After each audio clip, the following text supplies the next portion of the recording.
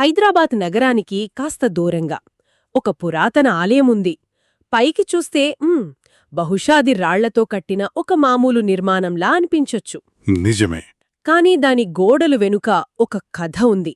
దాదాపు 900 ఏళ్లనాటి ఒక రాజు అనుభవం, హ్మ్, ఒక చక్రవర్తి అహంకారాన్ని దెబ్బతీసిన ఒక దైవిక హెచ్చరిక, ఇవన్నీ కలిసి ఆ ఆలయానికి ప్రాణం పోశాయి. ఆ ఆలయమే కర్మాంఘాట్ హనుమానాలయం. అవును.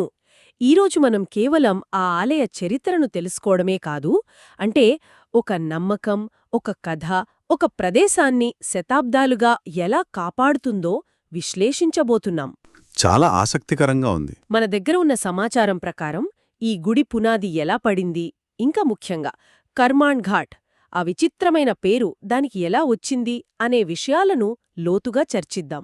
మీరు చెప్పినట్టు ఇదొక కట్టడం కథ మాత్రమే కాదు, ఒక కథే ఒక కవచంగా ఎలా మారిందో చెప్పే కథ. సరిగ్గా చెప్పారు. సరే, ఆ కథలోకి వెళ్దాం. మనం ఇప్పుడు దాదాపు 900 సంవత్సరాలు వెనక్కి వెళ్ళాలి.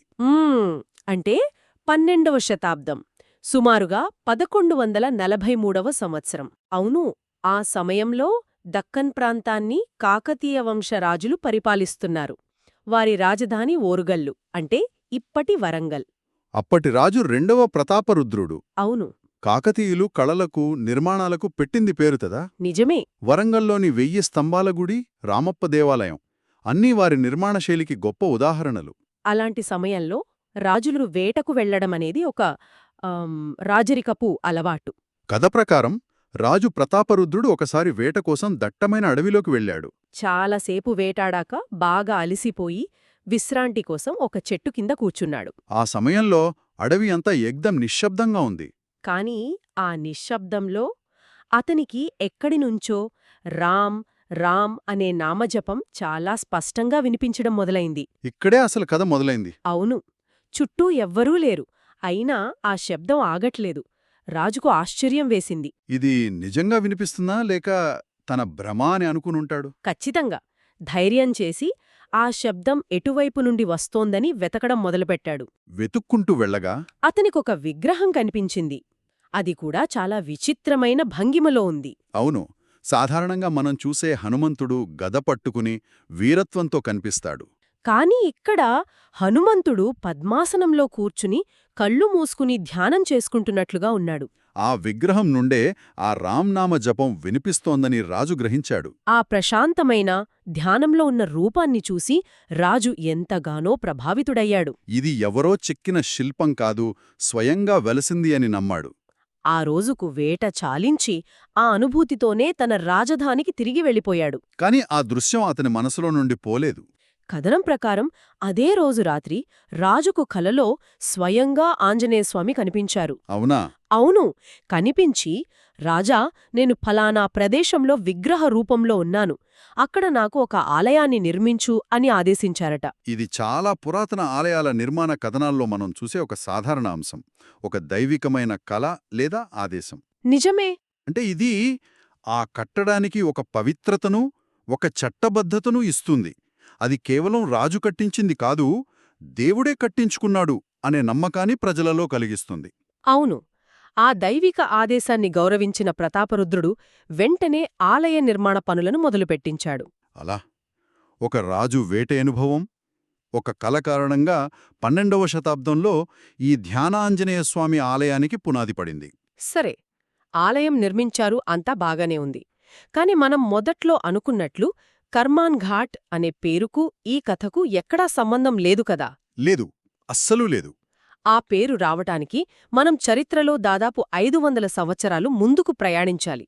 అంటే 17వ శతాబ్దానికి. ఖచ్చితంగా. ఈ పేరు వెనుకున్న అసలు కథానాయకుడు మొఘల్ చక్రవర్తి ఔరంగజేబ్. ఓహ్! 17వ శతాబ్దం చివరిలో ఔరంగజేబ్ తన సామ్రాజ్యాన్ని దక్కన్ వరకు విస్తరించాలని గట్టి ప్రయత్నాలు చేస్తున్నాడు. అతని సైనిక దండయాత్రలలో భాగంగా గోల్కొండ కోటను స్వాధీనం చేసుకున్నాడు. ఈ క్రమంలో హిందూ దేవాలయాలను నాశనం చేయడం కూడా అతని సైనిక వ్యూహంలో ఒక భాగమని కొన్ని చారిత్రక ఆధారాలు చెబుతున్నాయి. అవును, చరిత్రకారులు ఈ విషయంలో భిన్న అభిప్రాయాలు వ్యక్తం చేస్తారు. కొందరు ఇది కేవలం మతపరమైన ద్వేషమంటారు, మరికొందరు ఇది రాజకీయ ఆధిపత్యం కోసం స్థానిక ప్రజల మనోబలాన్ని దెబ్బతీయడానికి చేసిన పని అంటారు. కారణం ఏదైనా ఔరంగజేబ్ సైన్యం హైదరాబాద్ పరిసర ప్రాంతాల్లోని దేవాలయాలను కూల్చివేస్తూ ముందుకు సాగుతోంది. ఆ క్రమంలోనే వారు ఈ హనుమాన్ ఆలయానికి చేరుకున్నారు. అప్పటికే ఈ ఆలయం చాలా ప్రసిద్ధి చెందింది కదా. అవును, ఔరంగజేబ్ సైనికులు ఎప్పటిలాగే ఆలయాన్ని కూల్చివేయడానికి ముందుకు కదిలారు. కాని ఇక్కడే కథ ఒక నాటకీయ మలుపు తీసుకుంది. అదేంటి? స్థానిక కథనం ప్రకారం సైనికులు ఆలయ ప్రాంగణంలోకి అడుగుపెట్టడానికి ప్రయత్నించినప్పుడు ఏదో ఒక అదృశ్యమైన శక్తి వారిని బలంగా వెనక్కి నెట్టివేసింది. అంటే ఒక రకమైన ఇన్విజిబుల్ వాల్, ఒక కనిపించని గోడలాగా అన్నమాట. సరిగ్గా అదే. వాళ్లు ఎంత ప్రయత్నించినా ఒక్క అడుగు కూడా ముందుకు వెయ్యలేకపోయారు. అలాగా?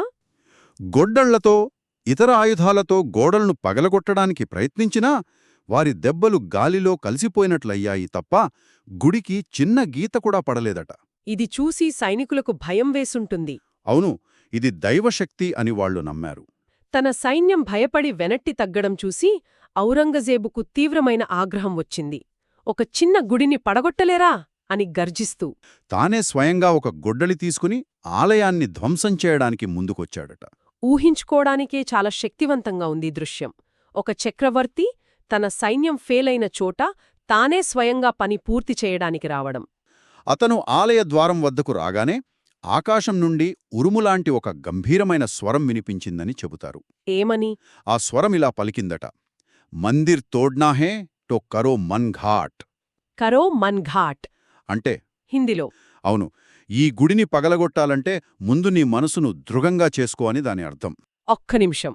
అంటే ఇది శారీరక బలానికి సంబంధించిన సవాలు కాదు.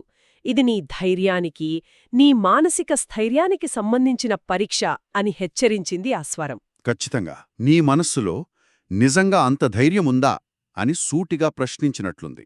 వావ్! అది ఒక దైవిక హెచ్చరిక. నీ అహంకారాన్ని, నీ సైనిక బలాన్ని పక్కన పెట్టి నీ ఆత్మస్థైర్యంతో లోపలికి రాగలవా అని సవాలు విసిరింది. ఆ ఊహించని పరిణామానికి, ఆ ఆకాశవాణికి ఔరంగజేబ్ ఒక్కసారిగా అవాక్కయి ఉంటాడు. అవును, తన అధికారం, తన సైన్యం ఏమాత్రం పనిచేయని ఒక అతీతమైన శక్తి ఇక్కడ ఉందని అతను గ్రహించాడు.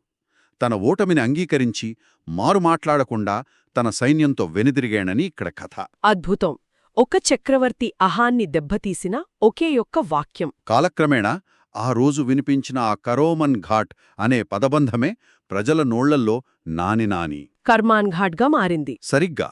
అంటే ఆ ప్రదేశం పేరులోనే ఒక చక్రవర్తి ఓటమి కథ, ఒక నమ్మకం యొక్క విజయం శాశ్వతంగా నిలిచిపోయింది. భౌగోళిక సూచిక కాదు, అదొక జ్ఞాపకం, ఒక చరిత్ర అనిపిస్తోంది. నిజమే. ఈ కథ చారిత్రకంగా 100% నిరూపించబడిందా లేదా అన్నది వేరే విషయం. కానీ శతాబ్దాలుగా ప్రజలు నమ్ముతున్న ఈ కథే ఆ ఆలయానికి అసలైన రక్షణ కవచంగా నిలిచింది.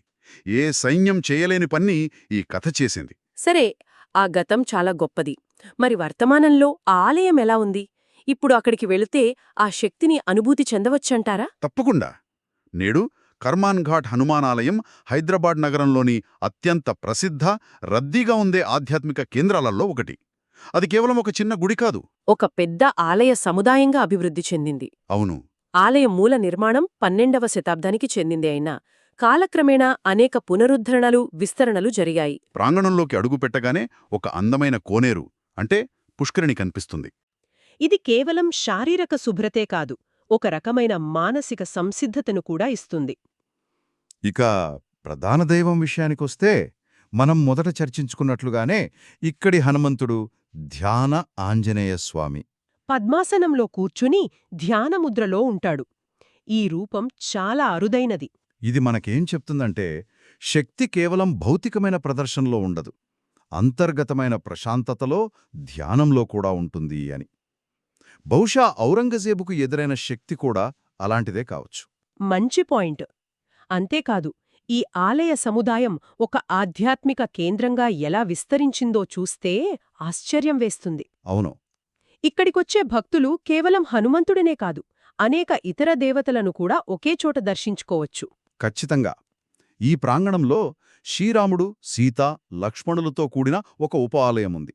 హనుమంతుడు రాముని పరమ భక్తుడు కాబట్టి ఇది చాలా సహజం. దాంతోపాటు పరమేశ్వరుడికి, దుర్గాదేవికి, సంతోషి మాతకు మరియు వేణుగోపాలస్వామికి కూడా ప్రత్యేకమైన ఆలయాలున్నాయి. అంటే ఇది ఈ స్థలం యొక్క సర్వదేవతా సమభావనను, దాని ఆధ్యాత్మిక పరిధి ఎంత విశాలమైనదో తెలియజేస్తుంది. సరిగ్గా.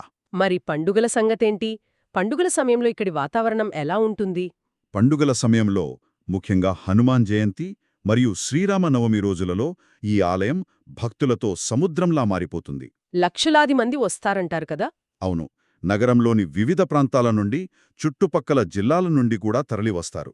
ఆ సమయంలో జరిగే ప్రత్యేక పూజలు, అభిషేకాలు, ఊరేగింపులతో ఆ ప్రాంగణం మొత్తం ఒక రకమైన సామూహిక శక్తితో నిండిపోతుంది. బహుశా అదే అసలైన కరోమన్ ఘాటేమో. అంటే ఒక చక్రవర్తిని వెనక్కి పంపిన శక్తి ఏదో ఒక అదృశ్య శక్తి కాకపోవచ్చు. బహుశా అది తరతరాలుగా పేరుకుపోయిన ప్రజల సామూహిక నమ్మకమే కావచ్చు. ఆ నమ్మకమే ఆ రోజు ఔరంగజేబును, ఈరోజు లక్షలాది మంది భక్తులను అక్కడికి నడిపిస్తోంది. చాలా బాగా చెప్పారు. ఆ సామూహిక నమ్మకమే ఒక ప్రదేశానికి అసలైన శక్తినిస్తుంది. వేలాది గొంతులు ఒక్కసారిగా జై శ్రీరామ్ అని నినదించినప్పుడు కలిగే శక్తిని ఏ భౌతిక శక్తితోనూ కొలవలేం. కాబట్టి ఈ మొత్తం చర్చ నుండి మనం గ్రహించాల్సింది ఏమిటంటే, కర్మాన్ ఘాట్ ఆలయం కేవలం రాళ్లతో కట్టిన ఒక ప్రార్థనా స్థలం కాదు. కాదు. అది ఒక రాజు ఆధ్యాత్మిక అనుభవానికి, ఒక చక్రవర్తి గర్వానికెడురైన సవాలుకు మరియు దాదాపు 9 శతాబ్దాల అచంచలమైన భక్తికి సజీవ సాక్ష్యంగా నిలుస్తోంది. అవును.